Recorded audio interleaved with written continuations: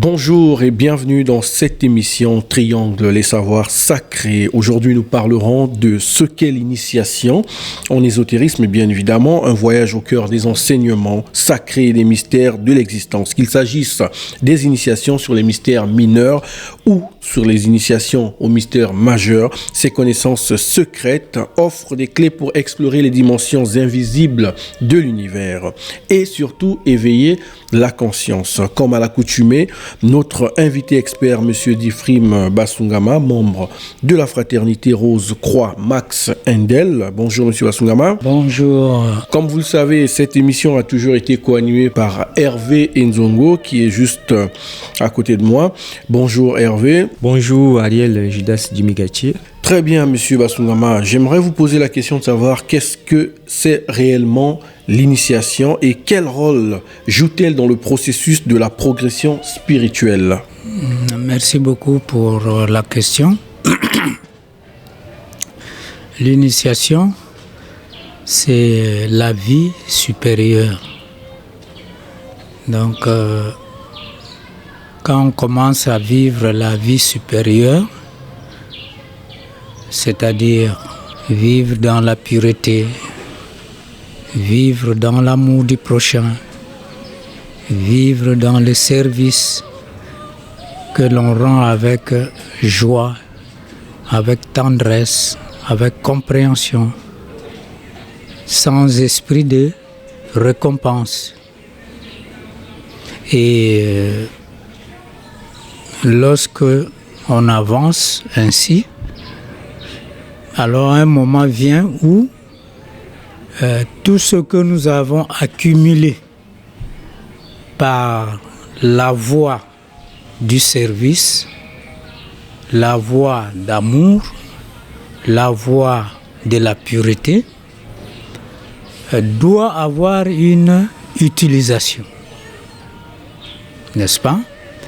Et cette utilisation ne vient pas toute seule parce que, de manière générale, comme je dis, tous ceux qui vivent la vie supérieure ne savent pas toujours quelles sont les mutations qui arrivent dans leur corps.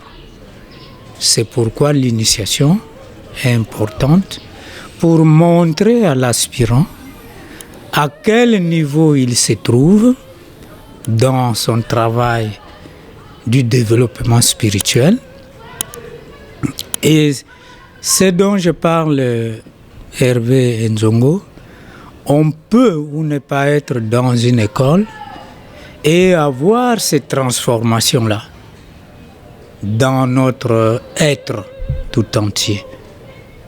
Il y a des gens qui ne prient pas, mais qui vivent dans l'amour, qui vivent dans la bienveillance, voyez, et qui cultivent la pureté, qui ont aussi développé cette vie supérieure, n'est-ce pas? Et ils ont certaines manifestations dont ils ne savent pas toujours quelle est l'origine de ça. Donc, le fait que l'on vive dans ces contextes-là de pureté, d'amour et de service, ça transforme notre corps. Et comme nous ne cessons de le dire, donc l'étudiant ou simplement la personne ne se rend pas toujours compte de cette transformation. Voilà pourquoi l'initiation est nécessaire pour qu'on vous montre les transformations qui sont arrivées dans votre corps et qu'est-ce que vous pouvez en faire. Vous voyez? Donc l'initiation, c'est un moment important. On va même dire c'est une consécration. Vous voyez, de temps de jours, de mois, d'années au service des autres, à vivre une vie de paix, de justice. Et un jour vient, on nous dit, voilà ce que vous avez cultivé en vous et voilà comment vous devez l'utiliser. Donc l'initiation, c'est une consécration. On vous consacre, on vous fait une démonstration de la vérité qui est en vous-même. Ce n'est pas extérieur, c'est en vous-même. Qu'est-ce que vous avez cultivé comme pouvoir? Qu'est-ce que vous avez cultivé comme acquis? Et donc, cela veut dire que c'est lui qu'on va initier. Nécessairement, il y a un initiateur. N'est-ce pas? Et puisqu'il y a un initiateur, donc il y a nécessairement une organisation bien définie de ce travail.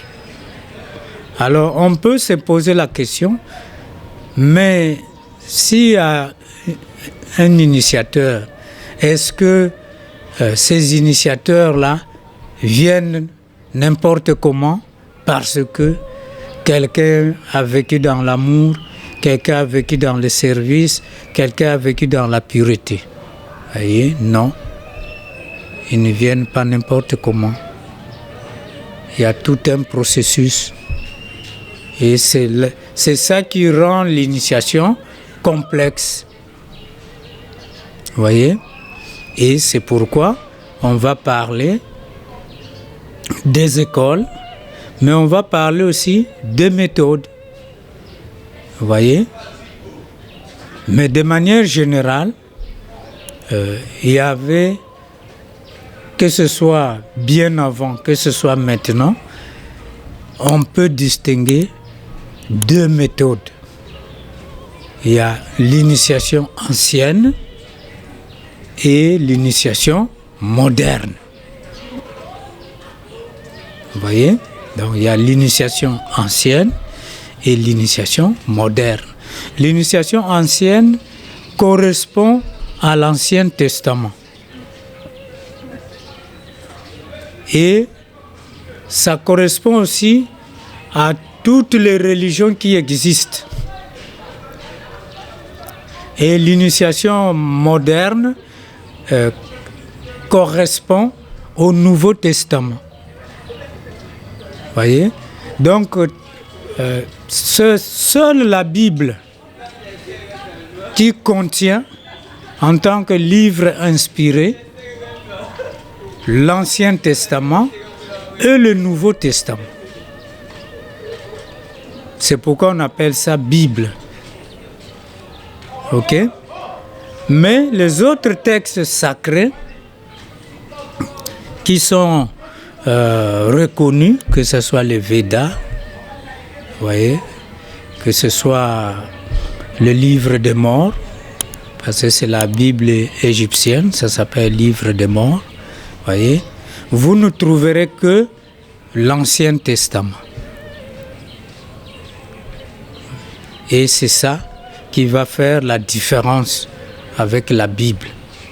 Donc dans la Bible, vous avez et l'initiation ancienne et l'initiation moderne. Voilà. Vous avez évoqué, M. Basungama, deux méthodes, à savoir la méthode ancienne qui serait liée à l'Ancien Testament et la méthode moderne qui fait partie du Nouveau Testament. Quelle est la différence qu'il existe entre les méthodes que vous avez citées? Voilà. Donc, dans la première méthode que nous appelons l'initiation ancienne, en général, l'aspirant qui était prêt pour l'initiation était on l'obligeait, mais c'était la méthode. On le faisait rentrer dans un sommeil hypnotique. C'est-à-dire, on l'hypnotisait. Et pendant 3 jours et demi, il recevait un enseignement bien défini. Et au 4e jour, quand il s'est réveillé, sa conscience avait radicalement changé. C'était un être né de nouveau.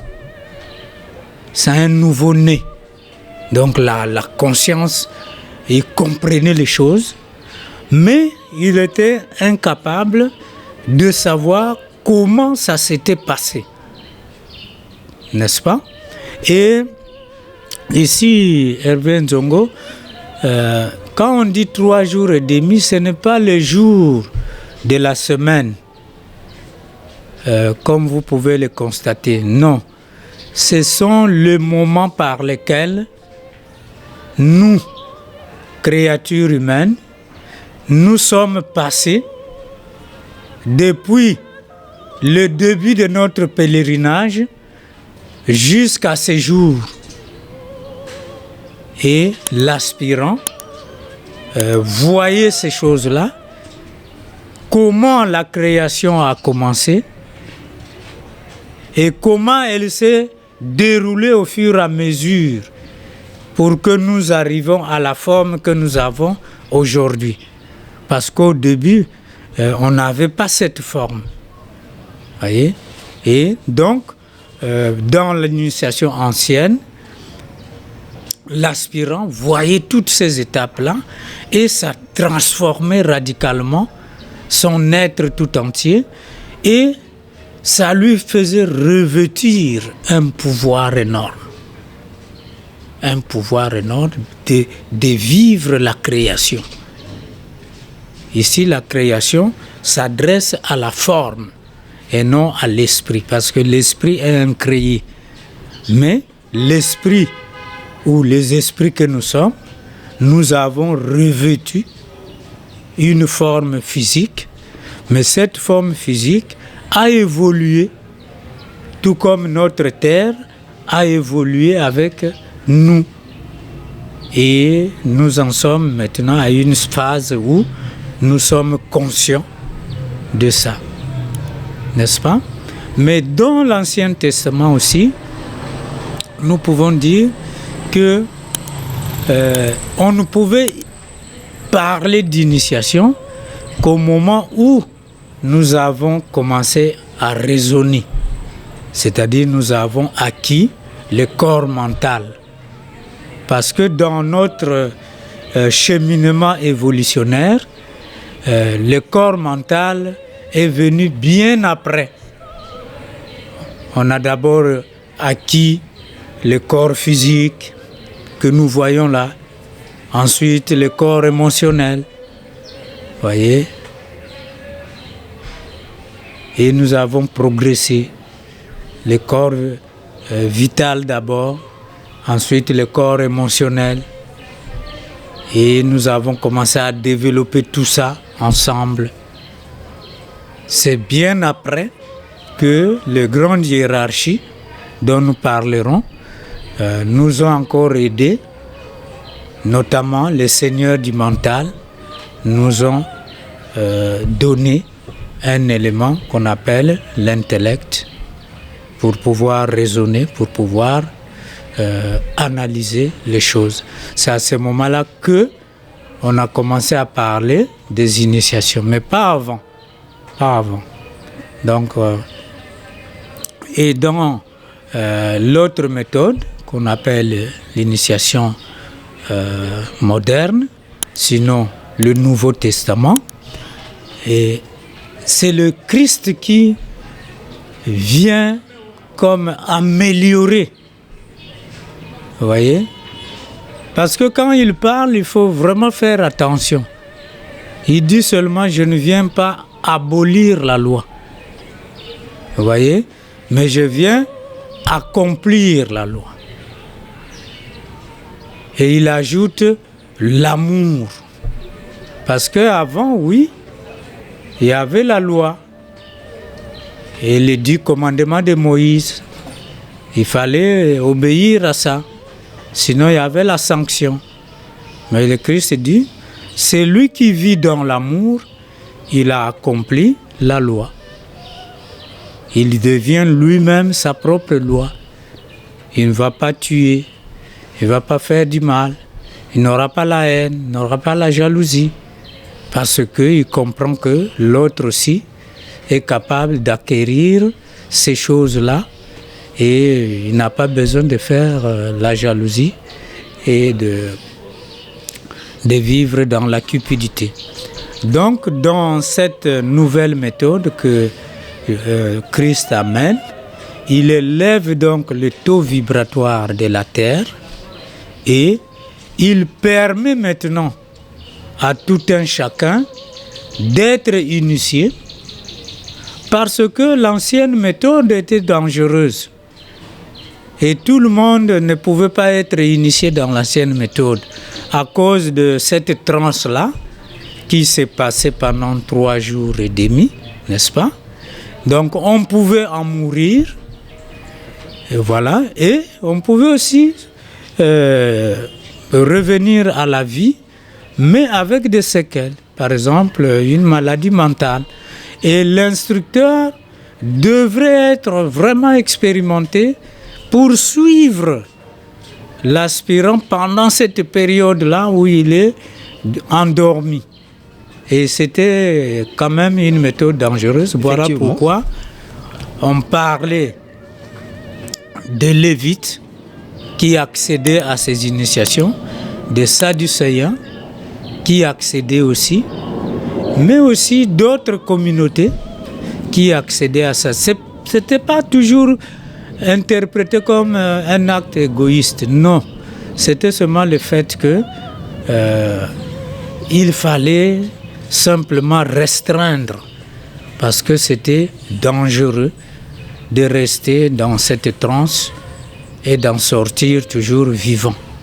Donc on restreignait le groupe.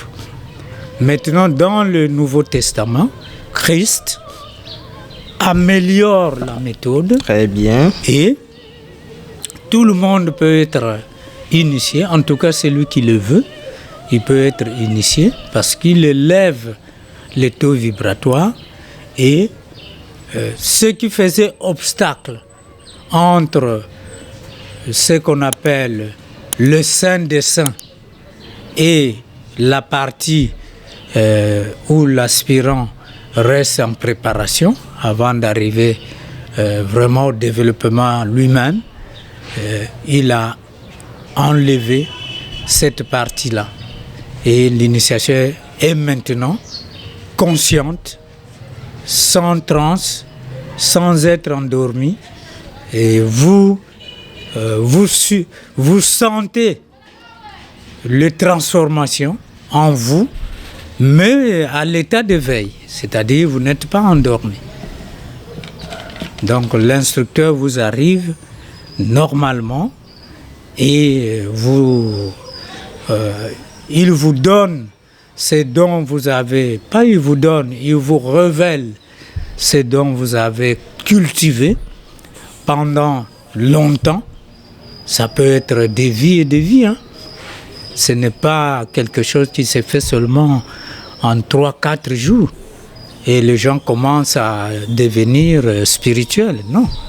C'est vraiment un travail méthodique, de longue haleine. Et sur le chemin, il y a des épreuves. Et tout cela rentre dans le cadre d'une assurance normale que la personne se développe dans l'intérêt général et non pour ses besoins personnels. Parce que l'initiation va vous amener à aider tout le monde. Et pour cela, vous devez quitter le séparatisme du genre « il n'est pas de ma tribu, il n'est pas de ma religion, il n'est pas de mes croyances ». Tout ça, ça tombe parce qu'un initié, c'est quelqu'un qui devient universel.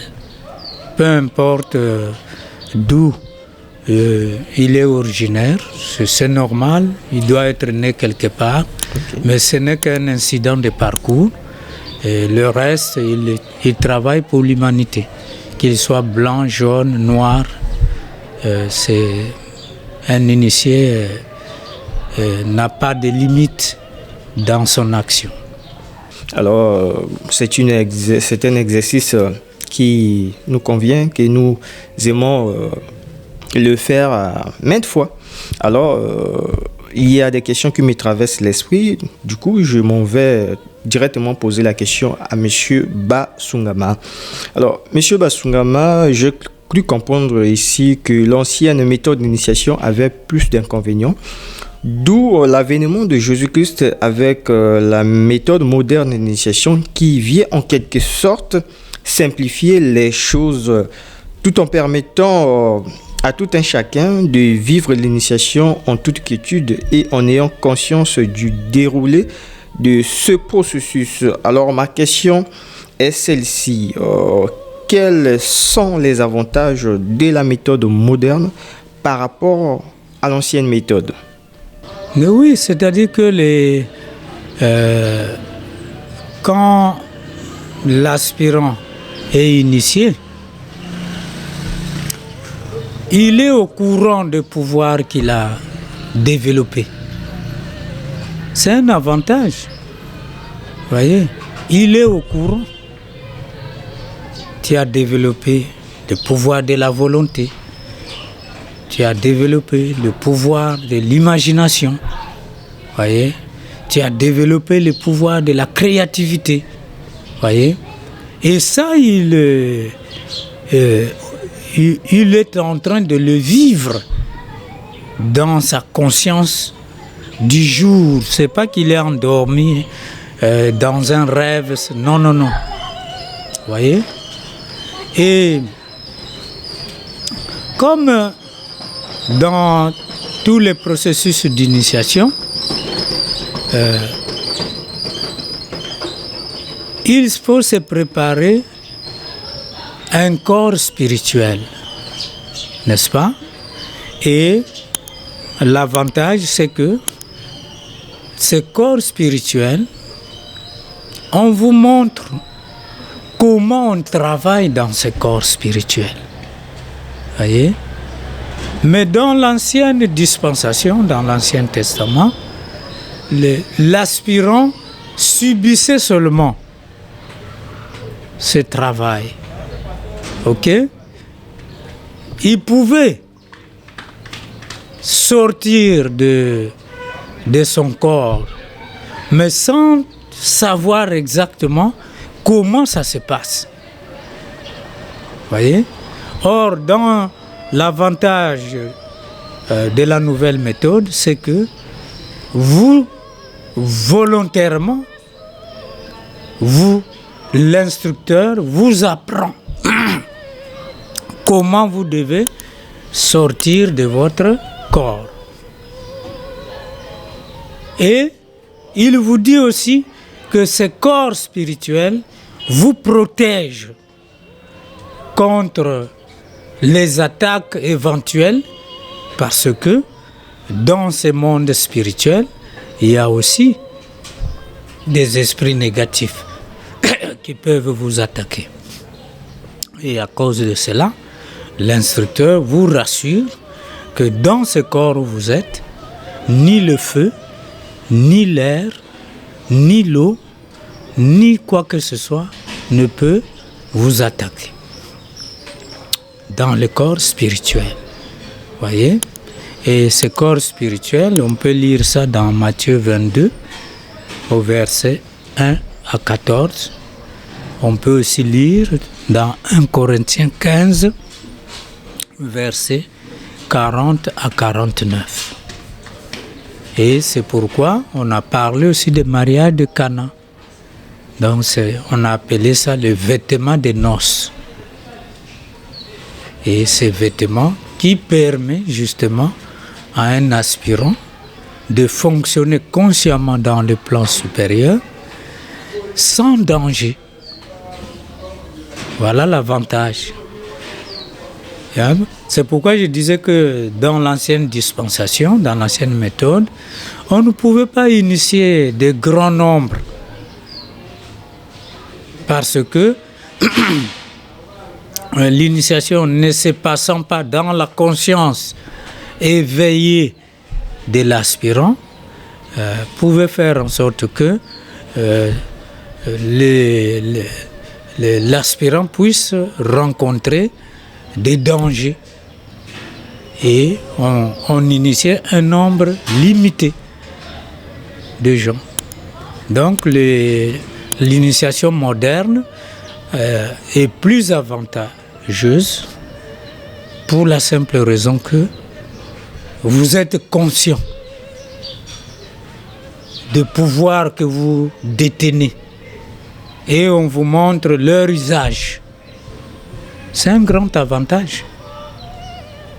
Vous verrez même que tout l'or du monde, que l'on prenne l'or du Ghana, l'or du Zimbabwe, l'or de l'Afrique du Sud, l'or du Congo-Brazzaville, l'or de la RDC, tout ça réuni ne peut pas acheter l'initiation. Vous voyez? Donc c'est quelque chose de très important. Ça dépasse l'argent que quelqu'un peut avoir. Parce que Simon le magicien a voulu corrompre Pierre du fait qu'il commençait à poser des miracles. D'accord, nous avons... Entre guillemets, hein. On parle de miracles, mais c'est le pouvoir. Savoir utiliser le pouvoir dont vous détenez. Et beaucoup de gens savent qu'ils ont le pouvoir, mais ne savent pas l'utiliser. Il y a aussi des gens qui ne savent pas qu'ils détiennent le pouvoir. Et je peux vous donner un petit cas. Il y a une maman de l'église évangélique qui a parlé à son pasteur que elle, quand elle se rend à la morgue, elle voit les morts que l'on amène dans les corbillards assis sur les cercueils. Quand elle se rend à la morgue, elle voit le mort assis sur son cercueil. Et lui, elle en a parlé à son pasteur. N'est-ce pas? Le pasteur connaissait, mais il n'a pas voulu expliquer la chose. Il a seulement giflé cette maman-là entre la racine du nez et le front. Or, la racine du nez et le front, c'est là que se trouve la porte d'entrée de l'esprit. Voilà. Et cette maman, depuis cette gifle-là, elle n'a plus jamais vu ce qu'elle voyait avant. Voyez? Et moi, quand j'en parlais au travail, de manière simple, elle était interpellée par ce que je disais. Elle a dit, tiens, mais moi, j'ai commencé à voir, mais depuis un certain temps, je ne vois plus rien.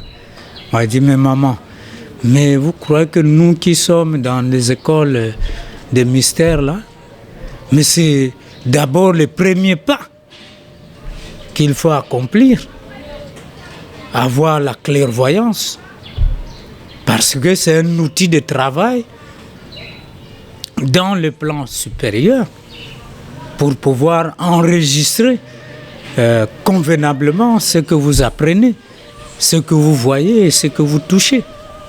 Mais vous, au lieu de vous renseigner, vous allez chez le pasteur et voilà qu'il a détruit ta clairvoyance, mais tu n'en auras plus jamais. Vous voyez? Mais ça, c'est arrivé par la vie de prière, de service, d'amour de cette maman-là. Et donc, vous voyez que c'est très important de savoir ce qui se passe en nous, de manière consciente. Sinon, on va aller livrer un travail aussi précieux à quelqu'un qui n'en a même pas fait d'effort, et ça devient de l'irresponsabilité que de faire des actes comme ça. Parce qu'on peut passer toute notre vie dans une école et ne pas avoir développé ne fût-ce que la clairvoyance volontaire. Quand bien même ce n'est pas le seul signe du développement spirituel. Donc, nous devons savoir que ces choses-là sont réelles, l'initiation ancienne, l'initiation moderne. Et beaucoup ont condamné Jésus, Christ, pour avoir dévoilé ces travaux-là, parce que ça restait secret. Et lui, il est venu dévoiler ça, que quiconque veut peut obtenir des connaissances assez avancées. Alors, permettez-moi de rebondir sur cette question qui me revient à l'esprit, Monsieur Basungama. Alors, on voit un peu partout des maîtres spirituels faire des rituels à leurs étudiants sous prétexte que c'est de l'initiation. Alors, faut-il dire que c'est réellement l'initiation ou bien il y a une autre connotation qu'on doit attribuer à ce genre de rituels? Non, on ne rentre pas dans les études comparatives. Je ne cesserai jamais de le dire.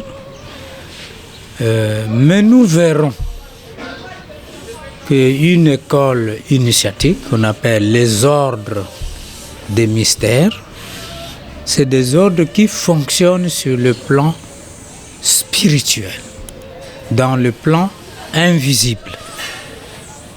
Et comme je parlais de corps spirituel, l'élève qui a développé ce corps-là est instruit dans le temple d'un ordre de mystère dans son corps spirituel.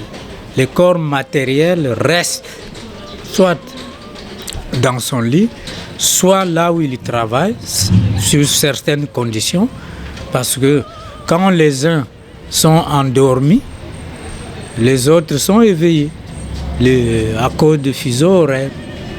Voyez, au moment où nous parlons, il y a des contrées où ils sont maintenant endormis.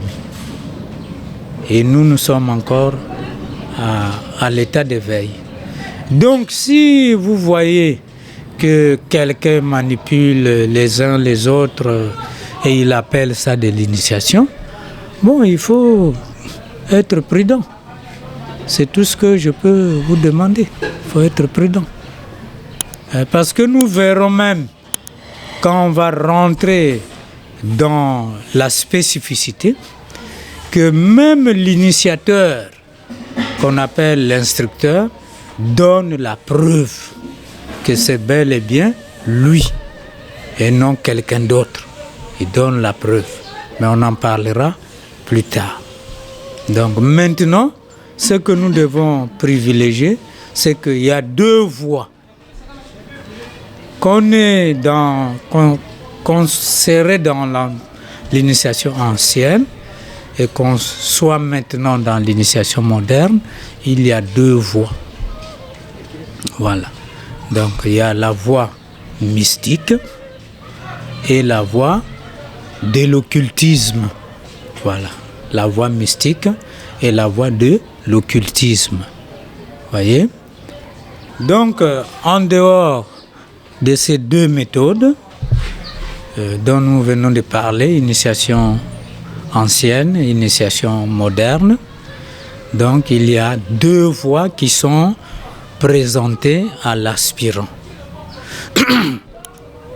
C'est pourquoi personne ne sera oublié, qu'on soit illettré ou cultivé avec des doctorats ou sans diplôme, on peut être initié. Il n'y a pas d'exclusion. Il suffit seulement que vous soyez capable de vous construire selon la méthodologie de votre école, ce que nous appelons le corps spirituel, la robe nuptiale d'or qui était indispensable pour prendre les festivités au mariage de Cana. Donc, maintenant, quel que soit notre niveau de compréhension, il y a deux voies qui se présentent en nous. Il y a la voie mystique et la voie de l'occultisme. Vous voyez, le mystique, lui, il suit les élans de son cœur. C'est quelqu'un qui vit dans l'amour, qui vit dans le service et qui reçoit la vérité sans réfléchir, sans analyse. Il peut vous dire des choses vraies et s'il s'est développé de manière très positive, il peut vous révéler des choses qui vous concernent, mais de manière volontaire. S'il veut, il le dit. S'il ne veut pas, il ne vous dira rien, même s'il voit des choses autour de vous. Voyez? Donc lui, il peut voir les malfaiteurs sur le plan spirituel, il le voit en train d'opérer, mais il ne dira rien. Son cœur lui interdit de révéler des choses comme ça aux autres. Mais il sait qu'un tel font la sorcellerie. Il le sait et il le voit. Mais il est incapable d'expliquer comment cela lui arrive qu'il puisse voir des choses que les autres ne voient pas, qu'il puisse entendre des choses que les autres n'entendent pas. Voyez? Et lui, c'est un mystique. Maintenant, le problème, comme il ne peut pas expliquer les choses aux autres, quand bien même il pouvait le faire, mais il vous dira seulement, c'est Dieu qui m'a créé ainsi. C'est grâce à Dieu que je suis comme ça. J'ai été oint. Il vous dira seulement comme ça. Mais qu'est-ce que cela veut dire? Il est incapable de vous expliquer ça. Ça, c'est le mystique. Donc, il sent par le cœur. Mais son intelligence ne peut pas expliquer ça. Vous voyez? La pureté de cœur lui ouvre la connaissance spirituelle sans avoir été dans une école. Il y a beaucoup de mamans comme ça qui sont des clairvoyantes, très affirmées. Elle ne va pas vous demander de l'argent, rien du tout. Elle va vous révéler des choses qui sont vraies pour vous mettre en garde, pour vous soigner. Mais quand vous voulez savoir comment c'est arrivé dans sa vie, il vous dira, c'est Dieu qui a voulu comme ça. Voilà. Vous venez d'évoquer, M. Basungama, la voie mystique et toutes les caractéristiques. Et qu'en est-il de la voie occulte? Donc, la voie occulte, lui, il va comprendre le mystère de Dieu. D'accord. Par l'étude. Il va étudier, il va raisonner, il va analyser. Et son intellect va s'ouvrir aux nouvelles connaissances et il peut lui expliquer comment ça lui arrive que il est capable de ramener les choses qu'il voit dans le monde supérieur et il explique ça aux autres. voyez, les problèmes, par exemple, l'Internet, les problèmes basés sur le numérique, par exemple, c'est des choses que beaucoup de chercheurs ont vues dans le plan supérieur. Et ils ont ramené ça sur le plan matériel. Et ça donnait naissance à ce que nous appelons l'Internet, le numérique. Mais quand vous allez dans la Bible vous parle de nombres, les livres de nombres. Et les nombres ont un secret. Et c'est lui qui fait les études d'occultisme, il rentre dans ces secrets-là. Très bien. Voyez? Maintenant, le problème, c'est que lui, l'occultiste, n'a pas développé les qualités du cœur. Il est très intellectuel, mais le cœur ne ressent rien. Voyez? La tête est vraiment bien faite, mais le cœur est vide. Alors le danger, c'est qu'il peut utiliser ces connaissances-là en mal. Et il devient un magicien noir. Voilà. Et c'est ça qui fait dire aux pasteurs et à tous ceux qui n'ont pas approfondi la question que l'occultisme c'est mauvais. Et il faut pas étudier ça. Non. Il faut comprendre les choses. Parce que les inventions dont nous avons besoin aujourd'hui partent de mondes invisibles.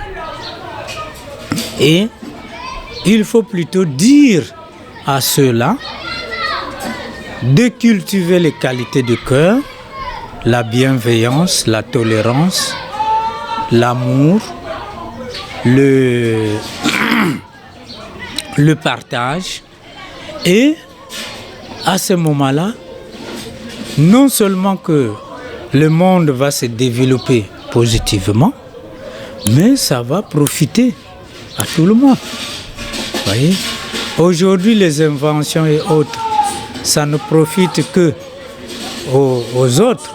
Ces inventions, à cause du fait que le cœur sont durs, alors ça ne profite qu'à une catégorie.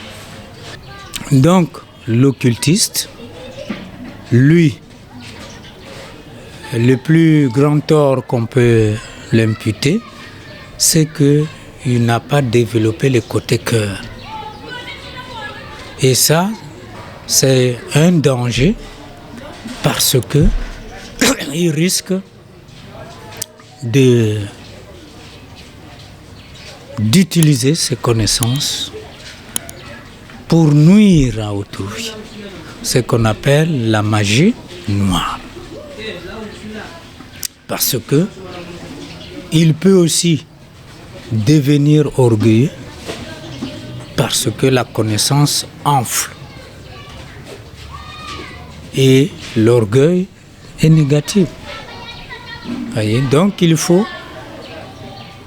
au lieu de condamner la voie occultiste, la voie de l'occultisme, il faut plutôt faire en sorte que de cette compréhension-là, on ajoute les qualités de cœur, l'amour, la joie, la compréhension mutuelle et toutes ces choses qui sont nécessaires pour vivre en harmonie avec autrui. En d'autres mots, quand l'occultiste ajoute à son travail intellectuel le développement du cœur, alors il devient équilibré. Voyez? Et il peut maintenant, tout en réfléchissant, son cœur comprend ça. que c'est une bonne voie. Alors qu'avant, le cœur était fermé. Voyez? Ce que l'intellect, ce que le mental a sanctionné, le cœur comprend ça.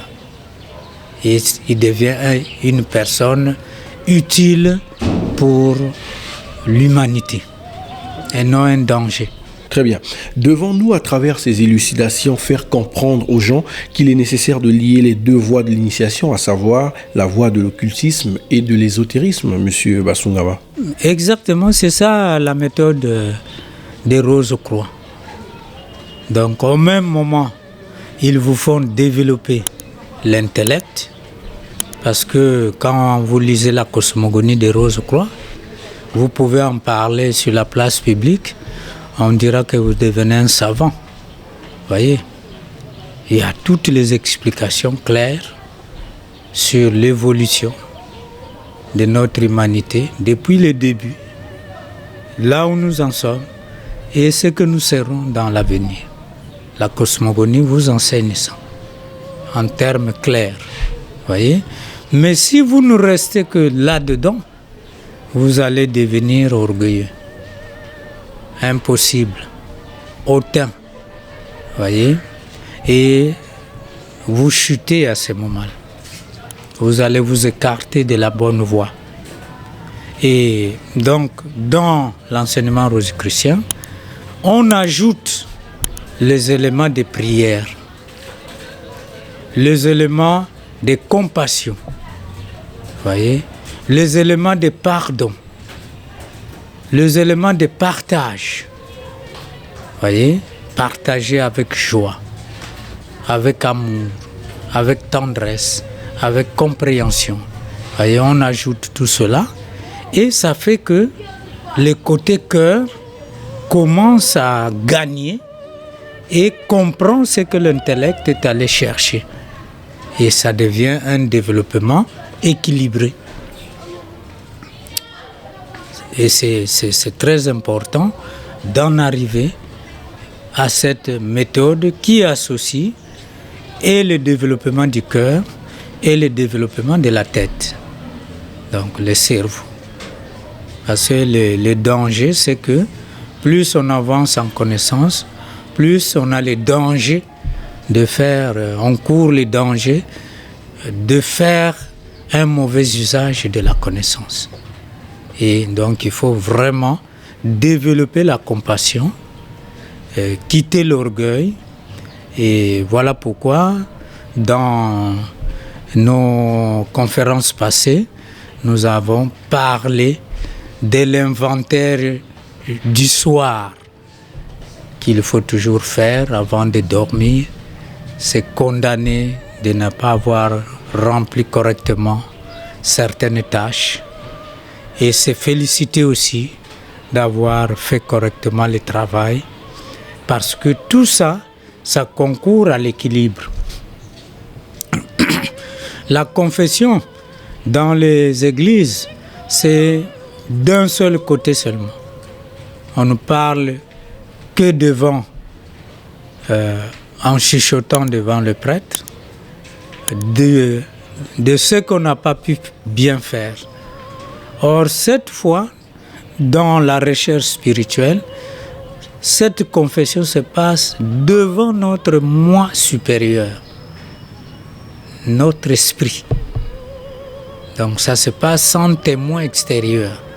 Mais c'est notre esprit qui apprécie notre sincérité d'intention par rapport à la journée que nous venons de passer et que nous allons bientôt dormir pour nous confesser, mais aussi nous féliciter. Parce que la confession à l'église, on ne se félicite pas de bien qu'on a fait, du bien qu'on a fait. Donc c'est un travail en moitié. Alors, peut-on aussi affirmer à travers vos explications que le rôle des écoles et des instructeurs dans l'accompagnement d'un étudiant dans le processus de développement spirituel ne se résumerait qu'à concilier les deux voies, à savoir la voie mystique et la voie occulte, pour équilibrer le processus initiatique de ce dernier? Non, c'est-à-dire que quand j'insiste sur le fait que la méthode des Rose-Croix, c'est celle-là, toutes les écoles ne font pas ça. Que en son sein, vous étudiez par exemple la Bible. Vous voyez? Parce que la Bible, c'est le manuel par excellence par lequel nous pouvons nous améliorer nos habitudes, tant individuelles que collectives. Vous voyez? Mais il faut un enseignement cohérent pour vous amener là. Donc il y a des écoles d'occultisme qui sont axées uniquement sur la connaissance. Voilà. Donc sur la connaissance. Maintenant, l'importance des écoles initiatiques qu'on appelle les ordres des mystères. Ok? Ces écoles sont importantes parce que même si vous avez développé ces qualités-là dont nous venons de parler, personne ne peut vous montrer comment on en fait usage.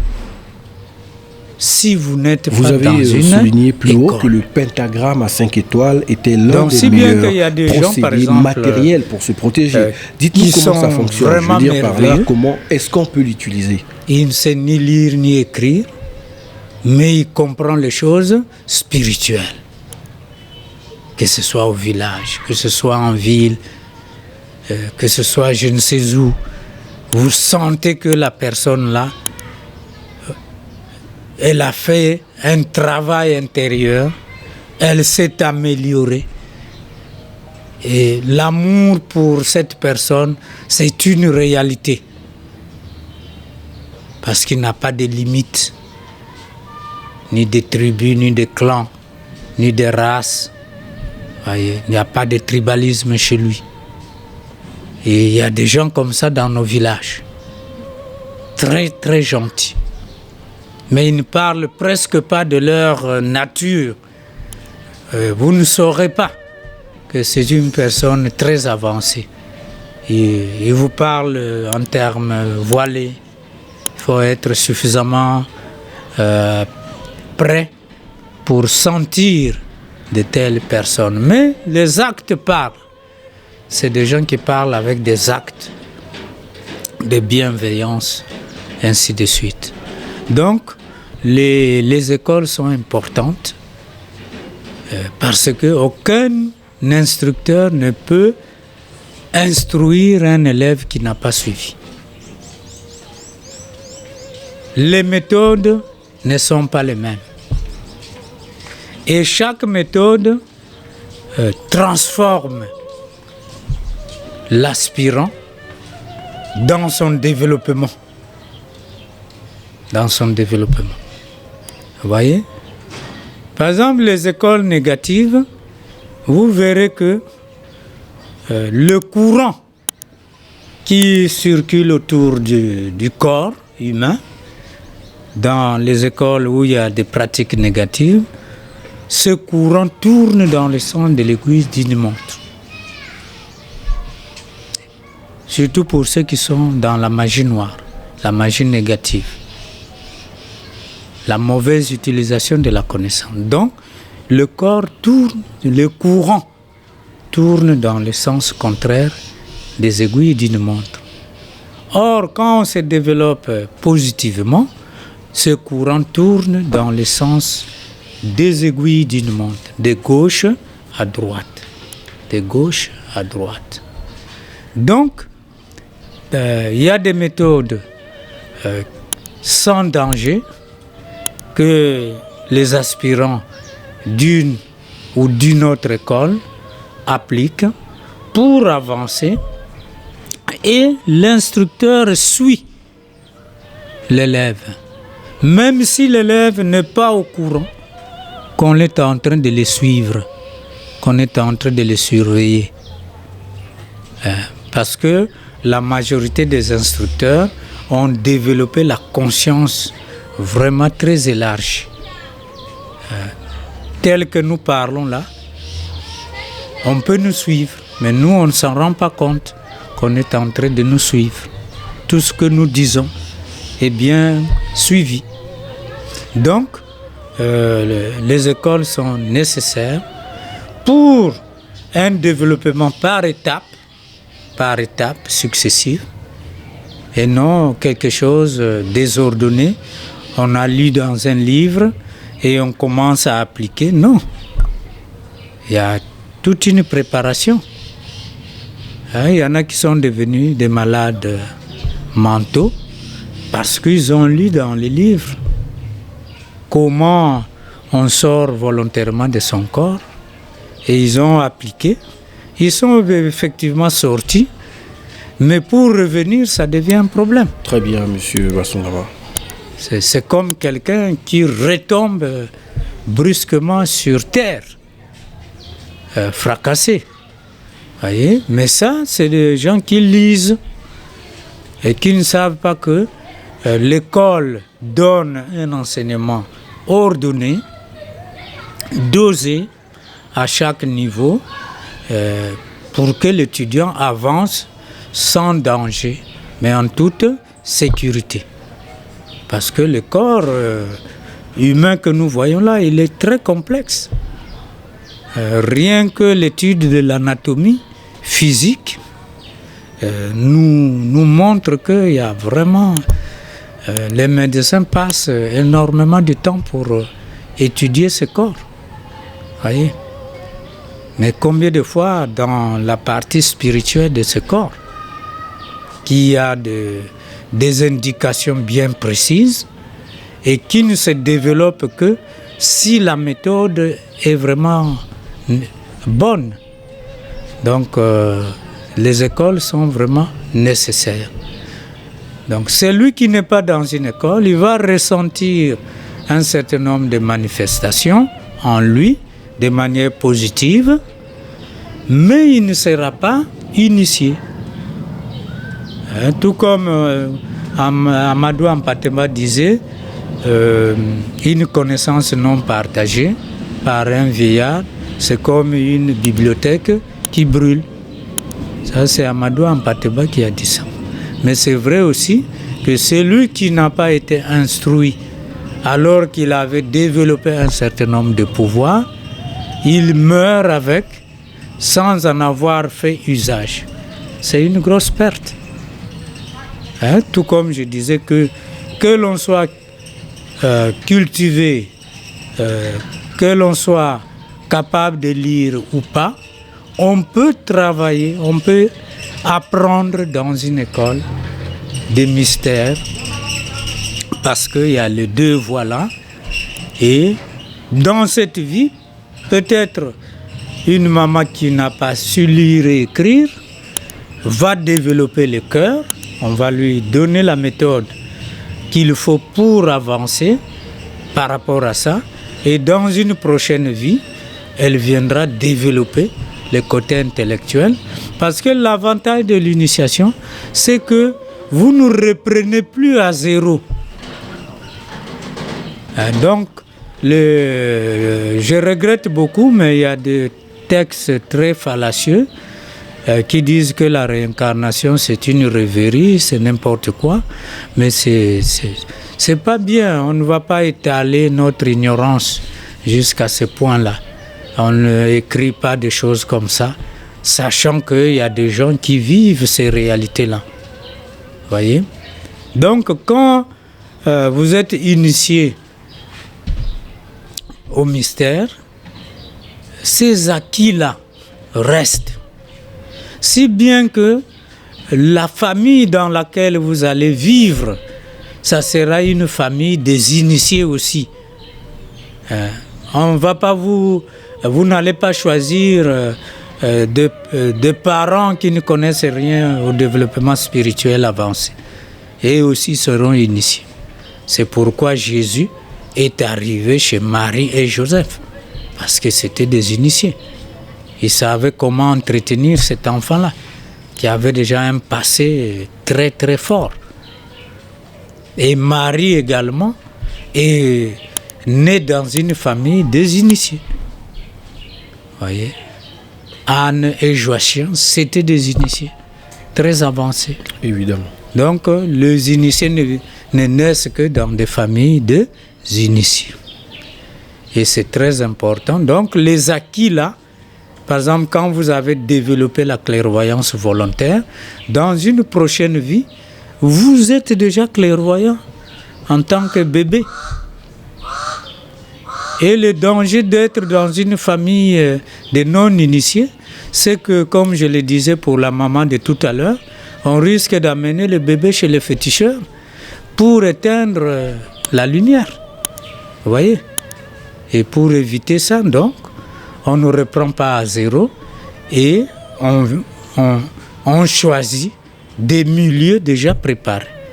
C'est pourquoi ces gens-là sont rarement ne naissent pas en grand nombre. Parce que les familles des initiés ne sont pas nombreuses. C'est l'enfant qui choisit ses parents. C'est l'enfant qui choisit ses parents. Très bien. Et il les choisit en toute lucidité. S'il choisit le père, mais la mère ne correspond pas à ses attentes, et que le père s'est marié à cette femme-là, cette union-là peut être stérile. Jusqu'à ce que les deux vont se séparer, et l'un va à gauche, il va faire les enfants, l'autre va à gauche aussi, il va faire les enfants. Mais c'était une stérilité, voilà.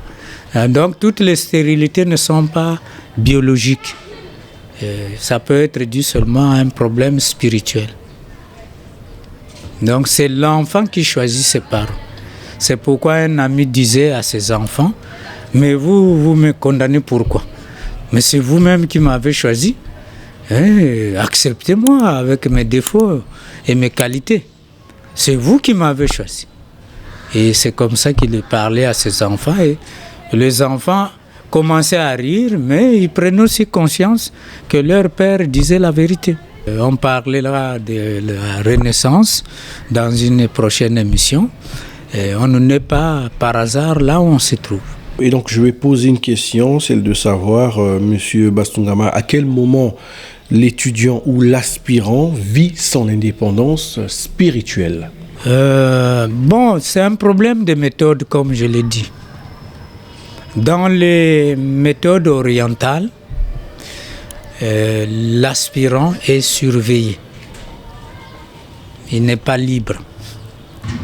L'instructeur, il est toujours là, en train de suivre le pas, ainsi de suite. Même quand il arrive dans le mystère, le dernier mystère mineur, donc c'est comme un père qui ne sent pas que son fils est devenu mature. Vous voyez, non? Il le contrôle toujours, même dans des choses qu'il sait très bien faire. Et ça, il y a des écoles comme ça. Maintenant, dans l'ordre des Rose-Croix, on donne la liberté